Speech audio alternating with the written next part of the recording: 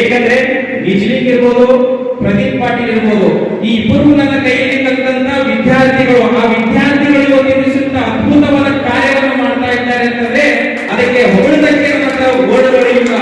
So ನಾನು ನಿಜ್ಲಿಂಗ್ ಯಾವಾಗಲಿಂದ observation ಮಾಡಿದ್ದೀನಿ. ನಿಜ್ಲಿಂಗ್ ಒಂದು ಕಲೆ ಇತ್ತು. ಆ ಕಲೆ ಇವತ್ತು ಏನ್ ಮಾಡಿದೆ ಅಂದ್ರೆ ಇವು ಹಂತಕ್ಕೆ ತಂದು ಮುಗಿಸಿದೆ ಅಂತ ನಾನು ಈ ಸಂದರ್ಭದಲ್ಲಿ ಹೇಳಕ್ ಬರ್ತಾ ಇದ್ದೀನಿ. ವಿದ್ಯಾರ್ಥಿಗಳು ಯಾವತ್ತಾದ್ರೂ ಆತ್ಮವಿಶ್ವಾಸ ಇದ್ದರೆ, ಮಾಡಬೇಕೆಂಬ ಛಲ ಇದ್ದರೆ, ಅವರು ಸಾಧನೆ ಮಾಡುತ್ತಾರೆ ಅಂತ ಹೇಳೋದಕ್ಕೆ ನಿದರ್ಶನ ಯಾರಾಗಿದ್ದರೆ ನಾನು ಇಬ್ಬರು ವಿದ್ಯಾರ್ಥಿಗಳು ಅಂತ ಹೇಳಿ ಈ ಸಂದರ್ಭದಲ್ಲಿ ನಾನು ಹೇಳ್ತಾ ಇದ್ದೀನಿ.